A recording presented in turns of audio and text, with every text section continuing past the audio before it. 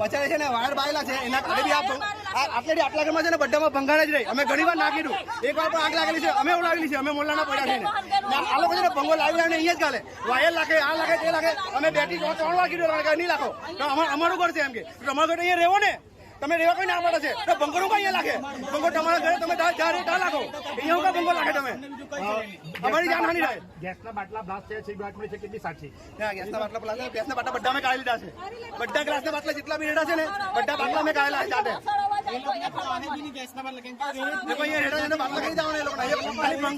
કેટલા ઘરમાં આગ લાગી છે? 4, 5, 6, 7.